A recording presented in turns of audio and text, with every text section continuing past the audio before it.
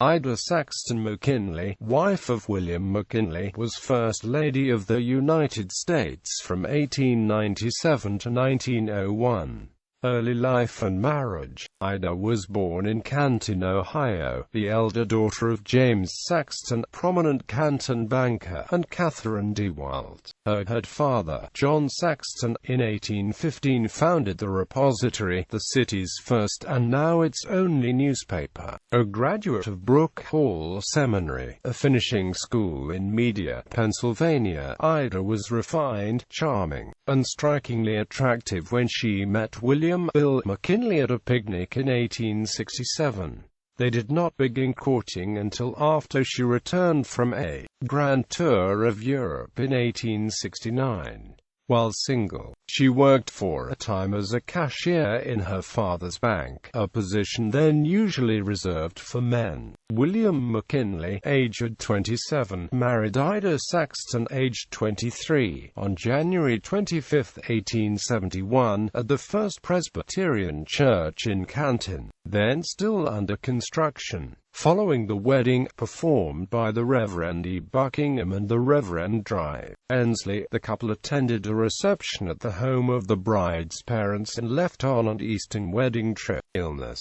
Possessed of a fragile, nervous temperament, Mrs. McKinley broke down under the loss of her mother and two young daughters within a short span of time. She developed epilepsy and became totally dependent on her husband. Her seizures at times occurred in public. She had one at McKinley's inaugural ball as governor of Ohio. Although an invalid the rest of her life, she kept busy with her hobby, crocheting slippers, making gifts of literally thousands of pairs to friends, acquaintances and charities, which would auction pairs for large sums.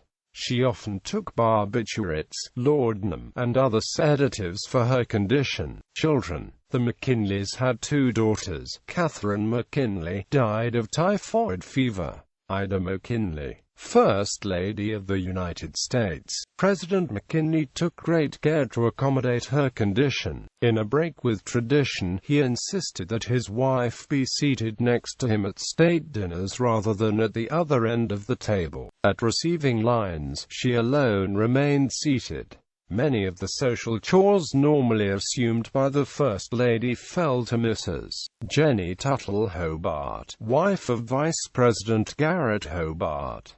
Guests noted that whenever Mrs. McKinley was about to undergo a seizure, the president would gently place a napkin or handkerchief over her face to conceal her contorted features. When it passed, he would remove it and resume whatever he was doing as if nothing had happened. The president's patient devotion and loving attention was the talk of the Capitol. President McKinley has made it pretty hard for the rest of us husbands here in Washington, remarked Mark Hanna. The First Lady often traveled with the president. Mrs. McKinley traveled to California with the president in May 1901, but became so ill in San Francisco that the planned tour of the Northwest was cancelled. She was also with him on the trip to Buffalo, New York in September of that year when he was assassinated, but was not present at the shooting. With the assassination of her husband by Leon Czolgosz in Buffalo, New York in September 1901, Mrs. McKinley lost much of her will to live. Although she bore up well in the days between the shooting and the president's death, she could not bring herself to attend his funeral. Her health eroded as she withdrew to the safety of her home and memories in Canton.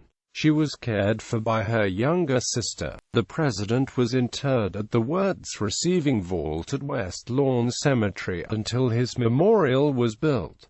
Ida visited daily until her own death. She survived the president by less than 6 years, dying on May 26, 1907. She was buried next to him and her two daughters in Canton's McKinley Memorial Mausoleum. Legacy. Ida's childhood home, the Saxton House, has been preserved on Market Avenue in Canton. In addition to growing up in the house, she and her husband also lived there from 1878 to 1891. the period during which the future President McKinley served as one of Ohio's congressional representatives. The house was restored to its Victorian splendor and became part of the First Lady's National Historic Site at its dedication in 1998.